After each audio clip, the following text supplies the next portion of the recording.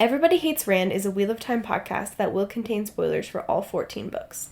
So if you're anti-spoiler, stop this, read all 14 books, and come back. We'll be here, waiting.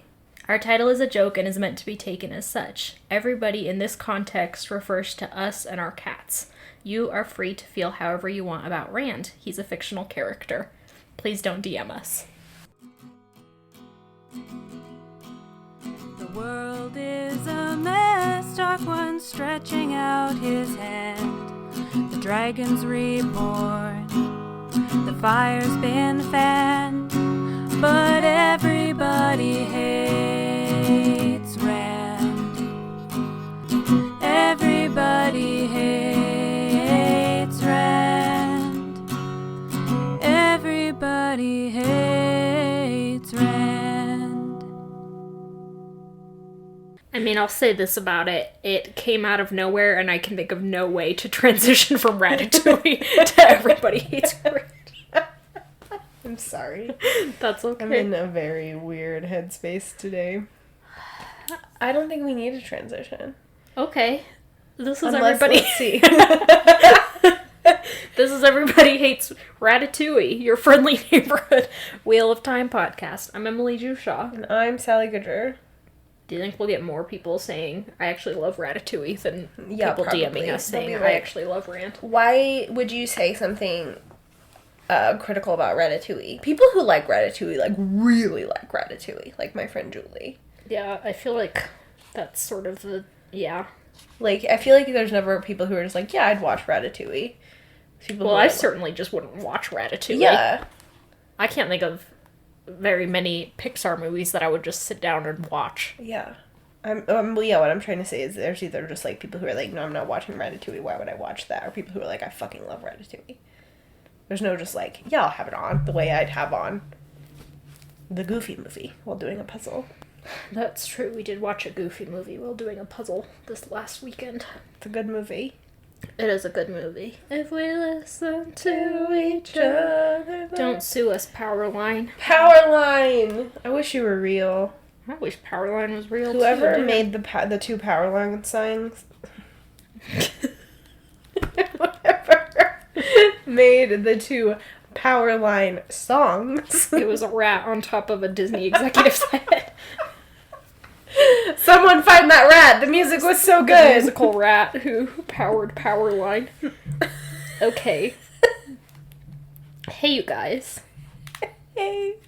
It's Winter's Heart. And the really bad thing about Winter's Heart is that it doesn't quite kick off, but it does get us right into the infamous Fail getting kidnapped plot. She actually got kidnapped at the end of Path of Daggers. Yep. I don't know if it was in the epilogue, but it was quite near the end. Yeah, I think it's I don't believe it's in the epilogue, but I think it's like right there at the end. Yeah, while Perrin was with a lot of people who we are reminded of in this opening chapter, he went to go see Massima, which, as you may recall, from the end of Crown of Swords, was his overall mission when he came to this part of the country, which is Gialden and Northern Altara. I think we're probably in Gialden right now, but as this plotline progresses, we'll probably be in and out. Yeah, I believe we're in Gialden, because also of minor import, perhaps, Alejandra? Yeah, while they're in Gialden, they are approached by... Oh my god. I hope the mic caught that. Hey! Tibble, stop biting it. Yeah, while they're in Gialden, Alejandra, who is the current queen of Gialden, we were introduced to her via Nynaeve, back when Nynaeve and Elaine were in Gialden, and had their interfacing with Massima. But she's the queen after a series of rulers who came and went, basically because of Massima doing shit in Gialden. So she's managed to hold power for 6 months, a year. Yeah, a very short amount of time. Yeah, not quite sure at this point, but she's doing better than most of her predecessors. And she either approaches or is approached by Perrin while he and his giant contingent of people are in her land. Yeah. And she has a meeting with him and Berylane, and eventually the result of these meetings is that she swears fealty to Perrin, basically because he's Taviran. Yeah, it's ridiculous. It's like, whatever. I just don't know why couldn't you have just been, like, their ally? Yeah. Does that have to be a fealty situation? Well, I'm not quite sure why she doesn't, after swearing fealty, go back to whatever she was doing in Gialden, ruling the country. Yeah. But, like, she and a pretty large group of men, as we are reminded in this section, like, join up with Perrin's whole group. Yep. So Alejandra was with Fael when Fael was kidnapped, and Alejandra herself was kidnapped along with Bane, Chiad, and a couple of... Morgause. Yeah, Morgause, a.k.a. Magdin. And a couple of Fael's hangers-on. Yep. That was another thing that happened in Path of Daggers, was Perrin's group intersected with Magdin's runaway group. Obviously, they are staying in disguise, although Perrin recognizes Basil Gill. Yeah. But their group has more or less been integrated into Perrin's quote-unquote household. Also, we are reminded of that in this section. Basil Gill is sort of the head butler type guy. Yeah. Magdin Morgause was being Fael's, like, maid. Mm-hmm. Linny's going around annoying everyone. Talonvor's good at arms. And is weapons, I guess. Lamgwin is, like, Perrin's body servant, which I find hysterical. Yeah, Perrin references... He's a bouncer. Perrin references having Lamgwin, like, trim his beard. Yeah, like, what the hell? And I'm like, what is happening? How does he know how to do this? And Balwer, are the only one of these people I actually care about, has become their secretary and has revealed he has a talent for information gathering. For spy mastering. So we're picking up right as Perrin is, like, walking out of this meeting with Massima. Yeah, the important thing that comes out of the meeting with Massima is Perrin is like, Rand is summoning you, so we're going to open these big gateways using the Aes Sedai and the Ashaman, and we're going to travel straight to Cairhien. And Massima's like, no, it is blasphemous for anyone except Rand to touch the One Power because religious zealots have absolutely no, like, logical consistencies. Yeah, he's like, absolutely not, we can't do that. Yeah. And for whatever reason, despite literally everyone telling Perrin, Massimo should just be killed. Yeah. He's not serving any function. He's not doing the world any good. At this point, he is just someone who needs to be assassinated. Yeah, he's doing actually very bad things. Yes, Gialden is actively, and this entire area are actively suffering because of his influence. Yeah, they walk through this town, and Perrin mentions, like, half the houses are just burned down because Massima's followers just burn down your house if you don't agree to join him. Yeah, it's absolute chaos. And Perrin's like, oh, I gotta do this thing for Rand, and everyone's like, you don't, I mean... Kill him. Yeah, kill him. Exercise your discretion here. Like, the Aes Sedai are agreeing with the Wise Ones, which is wild, and they're all just like, yeah, he's gotta go. Yeah. And Perrin's just like, which is... Stupid. It is really frustrating. And so is, like, Massima saying, I will not use the One Power to travel, and could very well be part of his, like, religious inconsistencies in his beliefs, which you see in a lot of religions, I guess. But also, like, it sure feels like a delaying tactic. Yeah, it feels very obviously like a delaying tactic to everyone except Perrin. As we discover either in this chapter or in the next couple of ones that Massima is having, like, secret dealings with the Shanshin, and that's, like, extremely bad news. Yeah, and Perrin's just like, what? Shrug emoji. Yeah, like, the two groups of people I do not want joining up are the Shanshin and Massima and his religious zealots. Yeah, if you are looking forward to a Perrin-centric plot where Perrin gets to be a smart boy, this ain't it.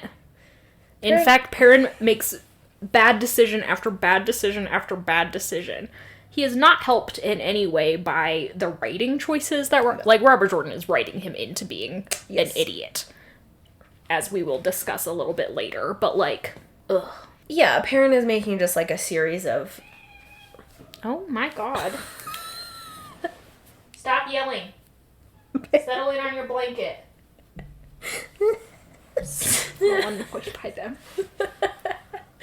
I lost what I was gonna say. Anyway, Perrin walks out. Elias is also with him, and they're all the Aes Sedai are like, he's fucking dangerous. You should just kill him. And Perrin's like, no. So then they start walking through this devastated town. Yeah, the result of this conversation was Massima said he wouldn't travel, and so Perrin agreed we'll do this the long way. Yeah. We will take a road trip back to wherever Rand is. As a reminder, Rand is actively missing. Yeah. And can himself travel. Rand could have solved this problem in about 10 minutes. Yeah, Rand should have just like beeped over there and been like, stop. Showed up, knock knock. Hey Massima, I heard you worship me. Either get in the bandwagon or get fucked. Or Chop chop. Literally. gun. Yeah. But no. Brady and Neil should use their gun on Massimo. That's what I'm saying!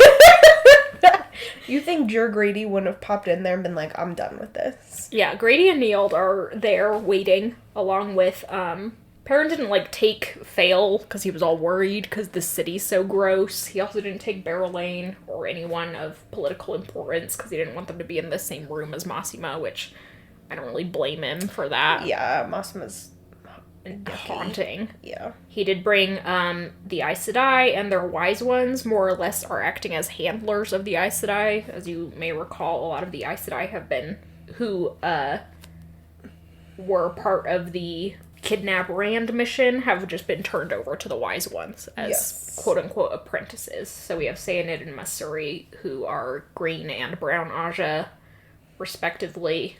And are pretty bland characters. Yeah, they don't really have any personality traits. But they're just there, and they are with the wise ones. So, Sayanid, Masuri, Elias, the wise ones, Grady and Neald, Aram. I think that's the majority of the group that is in this little town. They meet up on their way out with Balwer, who... Balwer's like, I have some news, and Perrin in his head is like, I bet it's about the fucking White Cloaks. Yeah, he's like, Balwer really doesn't like the White Cloaks. Yeah, instead of being like, hey, why do you hate the White Cloaks? Yeah, he's just like, I mean, does anyone really need a reason? I know, yeah, but that's true. it feels, Perrin's like, it feels very personal. It feels very Kill Bill-ish. He's like, that's something normal. about they must have abused him in the past, and it's like, buddy? Maybe Maybe whatever. ask. Be like, do we need to worry about this, Balwer? Yeah, one of Perrin's bad decisions is not caring at all about some of the things that Balwer tells him. Balwer informs Perrin that the White Cloaks were recently in a battle backing the King of the King of Amadicia against the Shanshan invaders. They lost. The King of Amadicia was overthrown and is either dead or missing, though Valda and his contingent of White Cloaks managed to get away, and as Balwer informs Perrin, are likely moving in their direction and could intersect with them at some point. Two big groups of people like that are likely to meet up. This is sort of a Damocles sword hanging over their head that won't drop until the Gathering Storm, at which point the White Cloaks are headed by Galad, but it's a little silly that Perrin disregards it. The White Cloaks who have wanted to murder him in the past. Yeah, very specifically have a vendetta against Perrin. Yeah, so he's like, no big deal. No, I mean, I don't worry about it. I'm just so excited to go home and see my wife, who I love. Yeah, well, I love Hale. I can't wait for her to yell at me. Balwer also tells Perrin, that Massima has had secret dealings with the Shanshan, which is a big fucking deal. And Perrin's like, it's not a big deal. The Shanshan are far away. It's a huge deal! Or Balwer, I think, might also tell, this might be when he tells Perrin that there was a battle between the Shanshan and sort of unknown forces in Ilion. Yes. And Perrin's like, oh great, at least Rand knows about the Shanshan and is doing something about them. Yeah. Which also took place in Path of Daggers. A big battle. A big battle. Several battles, I would say, a sort of extended affair campaign. Yeah. Which mostly I think we can agree is sort of a stalemate, since nothing comes of it. The borders remain intact between Ilion and Altara. Yeah, it's very frustrating. When I remember reading it and being like, that was very frustrating, because it was an extremely extended battle sequence, and yeah, I guess we technically stopped the Shanshan from going further into Ilion, but yeah, they held the border. Yeah, it's not like you do anything to, prevent the Shanshan invading elsewhere. Yeah. We do get a mention here that Perrin is seeing colors when he thinks of Rand. This, I think, started being hinted at in Path of Daggers, but is going to be progressively more and more of a noticeable issue. That Perrin, Matt, and Rand, whenever they think of each other throughout the next few books, actually can see each other and what they're doing. No, such an odd mechanic. Is a very, really odd mechanic. I'm not sure why Robert Jordan chose to include it. Yeah. Except maybe as sort of a last bit attempt to make it feel like his plots are all related. When in reality, he, at this point, has pretty much committed to the idea that he's writing 3 separate books. Yeah, at least 3 separate books. About these various plot lines. Yeah, I don't really get it. It's really starting to come to a head in the beginning of Crossroads of Twilight. Maybe not as intensely as it does, but Perrin and Matt are now to the point where it's, like, extremely inconvenient and kind of, like, interrupts their thought process, opposed to just being like, well, that's kind of weird. And I'm just like, to what end? Yeah, I don't... I haven't been able to pin down why a writer would choose to do this, except for what Emily just said. And sometimes it's, like, used for comic relief or whatnot, but, like, ultimately that's not a strong enough reason to include it. I think it would work if Perrin, Matt, and Rand coming together in a significant way at the end of the series was more of a thing, but as it is, that doesn't really happen. The 3 of them aren't ever in the same room together, so... Yeah, is it ever used as a way for them to, like, communicate with one another? No, none of them ever take advantage of it, so... Why invent things like Magic FaceTime, basically? Magic FaceTime. And not have your characters use it? We can't use the teleporting, we can't use the Magic FaceTime, we can't use any of it. We can use Balefire, though. That one's okay. It's just a real disappointment, because I want it to mean something. Yeah, I think it could be really cool. Yeah. But, alas.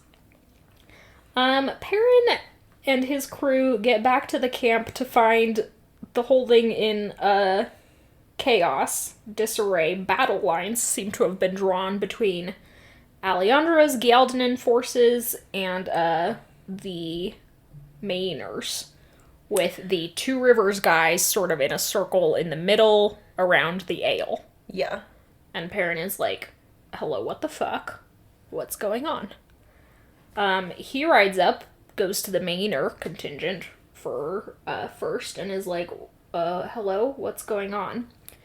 And Barrelane is like, hi, Fail, we were attacked when we were out hunting, me and your wife and a few other people, and I'm the only one who's made it back. So, Perrin immediately stops being capable of rational thought for about the next 20 pages. Yeah, which I think is okay. Like, when you are faced with bad news, to be like, I'm in shock. It just, like, I feel like I remember, and I read through my blog, my, like, response to this when I first read it, being like, oh, I actually feel really on board with Perrin right now. I feel like he's being very sympathetic in this moment. The problem is that he never seems to come out of this space. Yeah, that's true. Except, like, he comes to being able to, like, make decisions, but they're not good decisions. Like, Perrin, through the next couple of books, will say things like, I don't really care what Massima and his followers are doing to the towns that we pass. The only thing that matters is rescuing Fail, which is incorrect. Just on, like, a objective statement. A moral, rational. He just never seems to sort of rise out of the, like, really deep shock. And it just becomes, like, inexcusable at some point. Like, being stressed about your wife being kidnapped is totally valid. But at some point, you have to accept that, like, other things are happening and you have to continue to function. Like, it's not an excuse to not lead your people or not make good choices for the people you are responsible for. Yeah, I agree. Perrin's gut trauma response is totally fine. And I think reading it, was just, like, resigned to it. Because I was like, ugh, here we go. Here we go. Yeah, it's just the start of a really long... If this was something that Perrin came out of eventually, hopefully within this book, early in this book, then I think we would be more accepting of it. I think we would also be more accepting of it if this was an opportunity for side characters in Perrin's retinue to step up. Yeah. And to behave with, by taking more leadership from Perrin and ultimately being kinder in that way. And it's very frustrating because we don't just see Perrin failing to be a good leader after this tremendous thing has happened to him, but we also see Berelain failing to be a good leader. We don't see anything particularly inspiring from the Aes Sedai and the Wise Ones, from any of the, like, main army guys, you know? People aren't stepping up in any significant way. Yeah. They aren't saying, okay, Perrin is clearly in shock, so we need to start making decisions. That would be a really interesting and radically strange thing to do in a fantasy series, but because this is a radically strange fantasy series, or that is how it's meant to be, that could have worked, but that would require some creative thought, which Robert Jordan, along with Perrin, struggles with. Yeah, I also, this is a little bit of a sidestep, but just something I was thinking about, is it's, the next chapter we get, which we'll talk about next week, is from Faye's point of view, if I'm remembering correctly. Yes, it is. And it's very interesting, and I don't want to, like, just break this down to, like, to gender, but I'm talking more specifically about, like, the socialization of gender. So, like, when something really terrible happens to Perrin, he can kind of just, like, fall apart. Shut down. And, though in the long term, we don't see anyone like Berelain stepping up being like, I'm making decisions for where the camp is going. We do see around Perrin in this moment, people being like, okay, we'll send out scouting parties. We've done this. We've done that. We're taking care of it for you. Admittedly, more traumatic is being kidnapped than having someone you love being kidnapped. Not to, like, play Trauma Olympics, but, like, Faye is in much more danger, like, much more physical danger. And she is not allowed to shut down. She does not have the like, it's not safe for her. She has to be completely, like, hypervigilant. Yeah, and Faye, unlike Perrin, her immediate response is not just her own survival, but taking care of her people who got kidnapped with her. Yeah, so Perrin, as the male in this situation, is able to just, like, completely shut down. People are taking care of him. He does not have to take any responsibility for his actual responsibilities. Mm-hmm. Does not have to take responsibility for his responsibilities. What the fuck am I saying? He does not have to attend to his responsibilities, whereas, like, Faye does not get the opportunity to do so. She has to immediately step up and take care of not only herself, but other people. And I feel like that is a very true distillation of what happens in our world when horrible things happen. Women are expected to take care of it, whereas men get to just not deal with anything. Well, and it's a trope propagated in all sorts of stories. It's like Taken with Liam Neeson. Something bad happens to a woman you care about, and suddenly it's all about every other important thing in your life comes second. Yeah. Which, of course, is what we all feel when something bad happens to someone we love, but it is not reality. No. So, yeah, I agree. I don't know how to talk about that, but I think it's something worth thinking about as we get further into this arc. Yeah, I just, like, that is totally fine. I was just, like, a thought that popped into my head, that I've seen happen to people I love when something bad happens, and also very much has happened in my family when bad things happen. It's, like, the women who have to step up, and it's always, you know, to take a really dramatic example, you never see, like, the men of the family feeding people at a funeral. It's always the, like, female relatives who've come together to put food on the table after someone has died. Right. So Perrin just gets to sort of, like, really marinate in his man pain. And he is joined in that by my favorite character, Talonwar. And what they do is they stand on top of a hill. Staring into the forest. Waiting for some sign to come. So fucking stupid. Yeah, Perrin, there is a lot of man pain going around. Yep. Perrin is like, what happened? What the fuck? He is just like, we gotta go get Faye. We gotta go get Faye. And everyone's like, there are crises happening right now in front of you, including this potential violence. Masima's on his way, supposedly. And he's also been secretly meeting with the Shanshin. Yeah. Like, big shit is happening. But we find out that the reason this has come to a head is because, obviously, Berelain and came back with word that the Ale had attacked them. Mm-hmm. And the Alejandro's forces, very racistly, were like, well, they're Ale right there. We'll just kill these ones. We'll just ask them where the fuck everyone they know is, I guess. Everyone they know, like 20 million people. You have tracking chips in all of the 100 million Shaido Ale, right? The ones that keep just sort of popping out of the snow. They're like Pikmin. You just pick them up. Woo! And obviously the Two Rivers guys were like, what? No, you can't just torture wise ones and Ale and whatnot. You can't do this. As a reminder, the forces of Ale with Perrin are entirely wise ones and maidens. Gaul is literally the only male Ale with them. What an absolute king. Yeah. God, I love him. He's just like, it's me, the token man. It's me, Gaul. It's me, Gaul. Hello. So, like, here's an opportunity for Perrin to exercise some leadership muscles. This army guy in charge of Alejandro's forces comes up and is like, we've got to put the Ale to the question. And instead of Perrin being like, that would be pointless because there are different groups of Ale. There are different groups of Ale. Clearly, we know where all of these ones are, so they had nothing to do with it. How do you, like, using reason at all with this man? Perrin's just like, get fucking lost. You're not my problem. Which won't improve the situation, even though Berylane is like, you handled that perfectly. And I'm like, in what fucking world, Berylane? Yeah, in what way can you just be like, go away?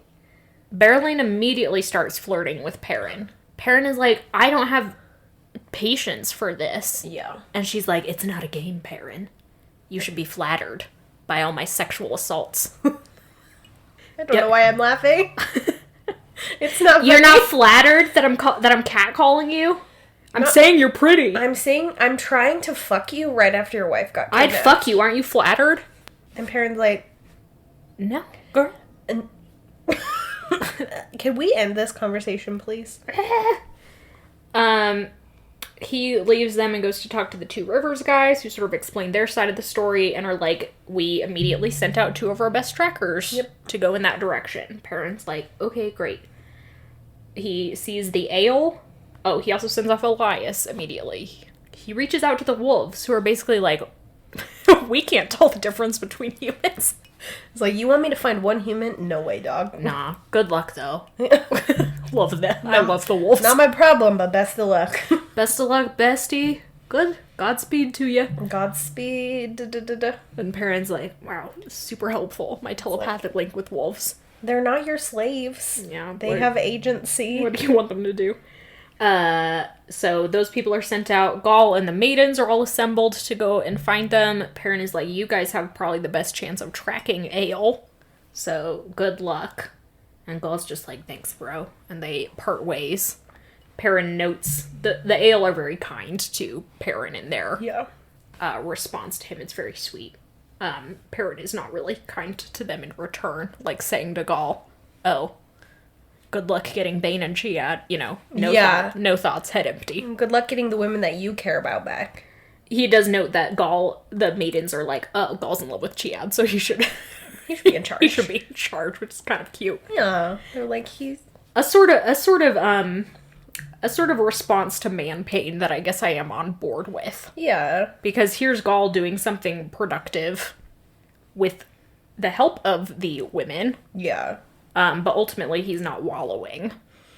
Yeah. And they are not allowing him to wallow. Yeah, they're like, you're going to be in charge then. Yeah. If you're this upset about it, you're going to make the decisions, and you have to make good decisions, or we're not going to get her back. Yeah. I agree. The pressure increases in some ways. Yeah, but in, like, a good way. In a productive way.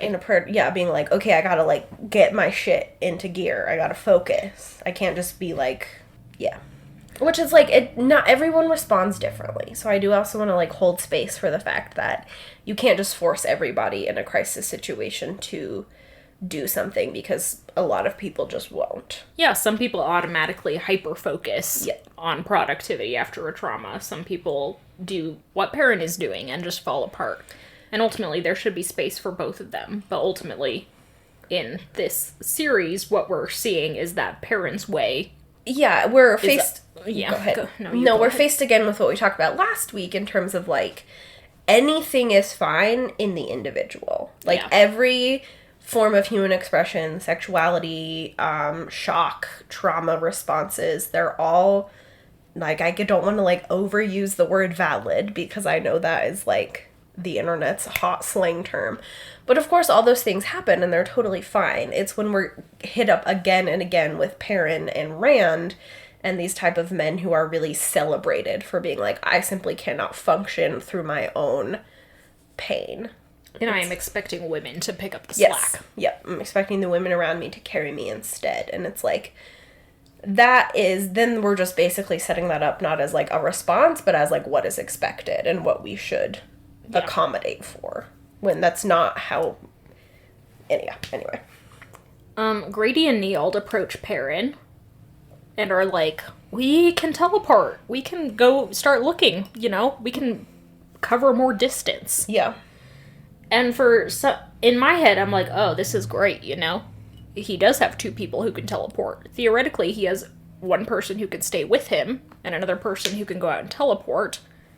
And a guy who can be teleporting the ale and whatever over vast swaths of... You can solve this problem right here, You have people who can teleport.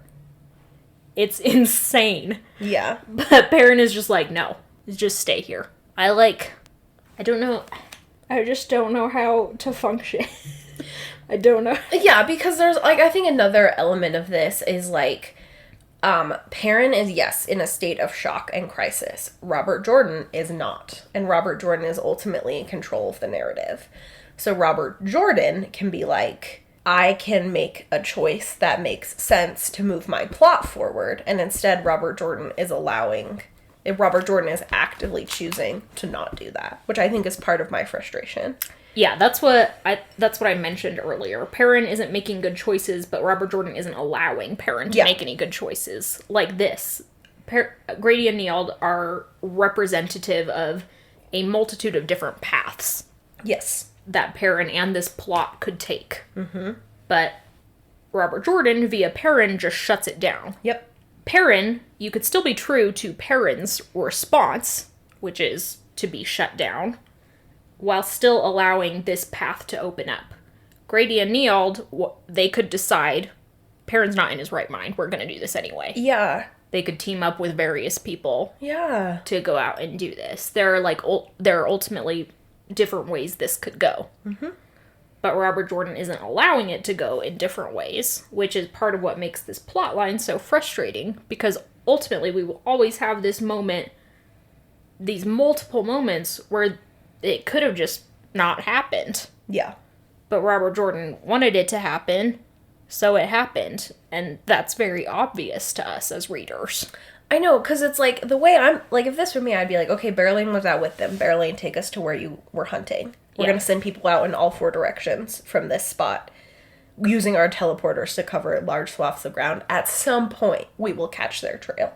Yeah. And you got to do it now. I've seen crime procedurals. It's the first 24 hours, baby. Yeah, baby. 48 hours, whatever it is. And, like, they're saying, okay, we have heard reports of this huge ale force in such and such place, da-da-da-da-da. Yeah. And the sort of logical argument that Perrin is making here, I think it's Perrin making it, is that if we just send people out, we could eventually just run into this giant force of ale that we can't deal with. And it's like, okay, but you're gonna have to deal with them eventually. Yeah. This isn't ever going to stop being a problem. And by sort of saying, step back and wait, you're closing off options for yourself. Yeah, and nobody is saying, send Grady and Neild alone to bring back these 12 women or whatever. Yeah, you just it's called scouting. Oh my god, I know! Just once find you where found they them, are. Yeah, Jesus. Then you can use the teleport men to come back and make a plan. Yeah.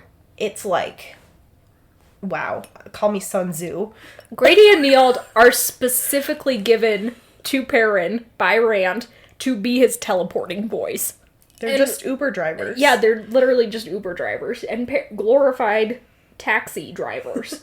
And Perrin brutally uses them later in this plot for teleportation purposes, but also brutally underutilizes them. Grady and Neild are just kind of like two randos. You have multiple opportunities to use them. What if you just like later we're gonna end up in this siege situation where all of the captives are stuck in the city. Yep. You can dress Grady and Neild up as Guy Shane, send them in, find the ladies, teleport out of there. I know. Like, it's insane how many possibilities there are, and just none of them are even brought up. Yeah. It's just like, why would we use our magic boys or the Aes Sedai? Yeah, who aren't strong enough to to teleport, I guess. But they can still do channeling stuff. So many things. It's just, yes, it is this double frustration of being presented with a very common situation of this man wallowing in his pain, not making decisions, but also behind him the lurking figure of Robert Jordan not letting this plot move forward. It is a plot that he seems to be purposely dragging out for books and books on end to no real purpose. Yeah, which, I mean, everyone, I think, as soon as a new book came out was like, whoa, here's hoping that they wrap up the kidnapping plotline, and then Robert Jordan didn't, and then it's like, what are you gonna do? Just wait for the next one, you know? Yeah. I mean, look at the paper chain I have on my wall about when Faye will be rescued. She didn't get rescued. So she long. gets rescued in Knife of Dreams, right? Yeah, I have a full book to get through. Jesus. And then it's like many, many chapters into Knife of Dreams before she gets rescued. Like a climactic sequence in Knife of Dreams. It's like, at the beginning of Knife of Dreams, we solve this problem. No.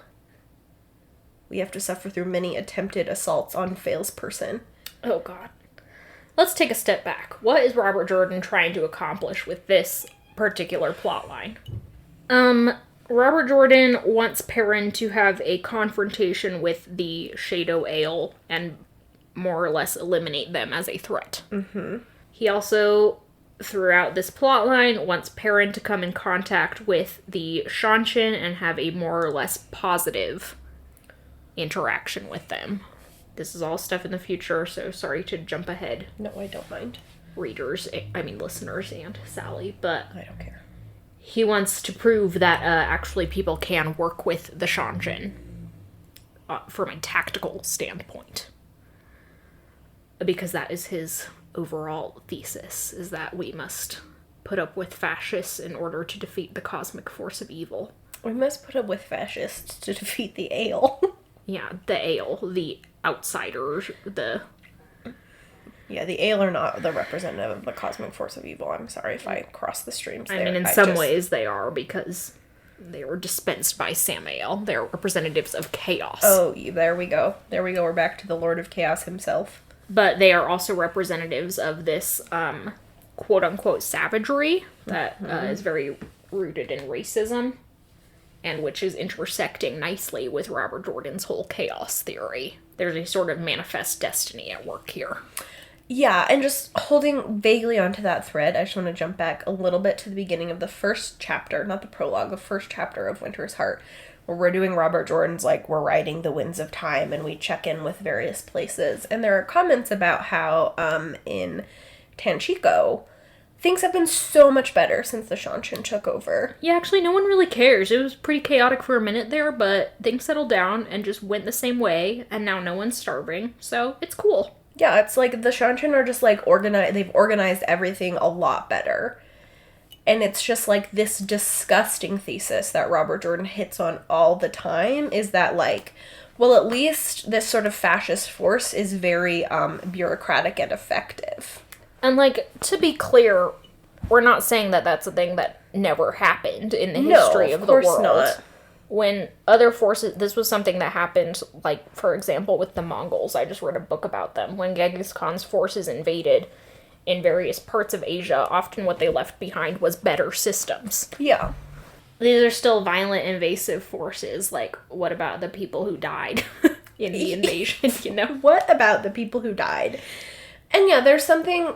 In terms of, like, logistics and the manpower to organize things, yes, the bigger empire is going to have more manpower to make that happen. That's not a surprising thing logistically, but it's weird to me that Robert Jordan, and I feel like other historians and writers have, like, really focused on this detail that, like, the larger the imperial force actually the more effective the world becomes when they conquer them. And it's like, that, it just doesn't sit right, you know? Well, it's a very macro perspective on Yeah. world history, which is a perspective that has the luxury of hindsight and does not require us to sit with the people who were killed.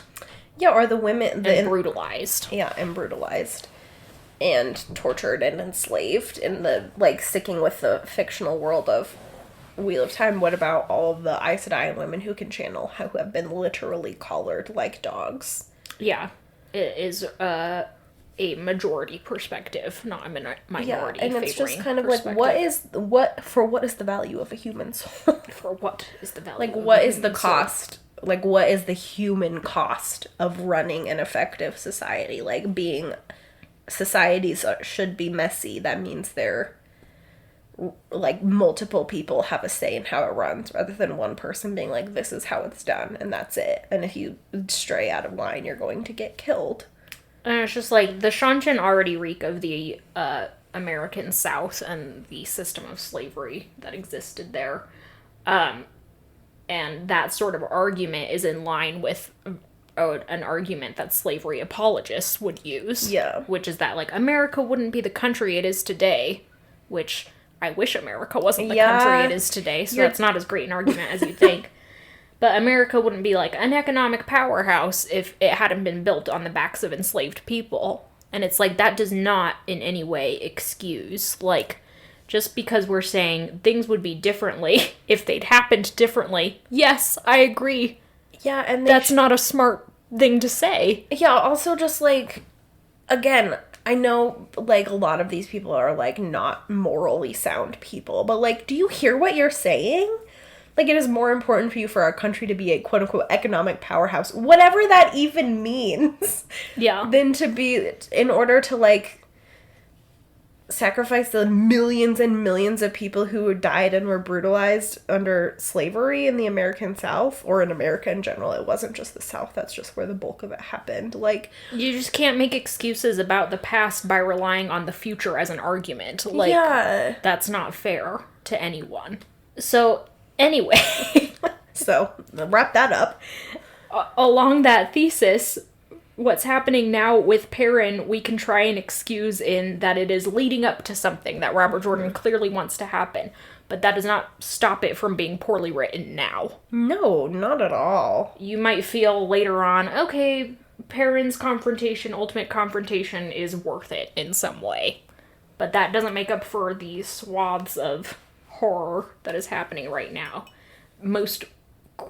Best crystallized by Perrin and Talonvor sitting alone on a hill, just sort of staring. And unless I'm mistaken, when we pick up with Perrin's point of view later, literally just sitting there until they become borderline hypothermic.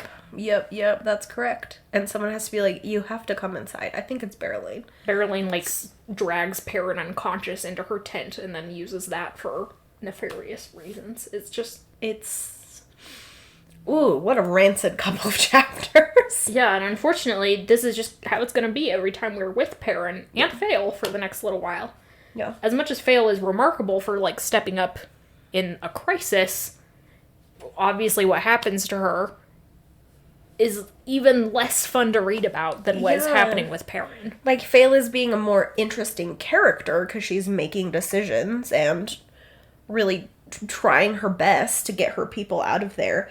But she's just being, like, tortured. She's working in a labor camp. Yeah. Being tortured, almost raped.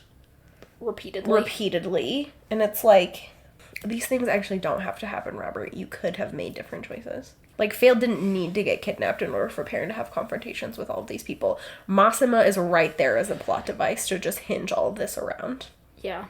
Because he's unstable. He's an unstable person doing unstable things. I don't know if unstable is the best word, but... Ultimately, what we have here at the beginning of Winter's Heart is what happens at the start of all good books. You know, there's a crisis, and a lot of things could happen because of that crisis, and a lot of those things could be interesting. But one of those things could be super fucking boring. Mm-hmm. And Robert Jordan chose that one to write about. So that's the reality we just have to deal with. It's Robert Jordan's world, baby. We're just living in it. We're just reporting on it live. Live. This is the Wheel of Time update. Coming at you from Smog Lake City.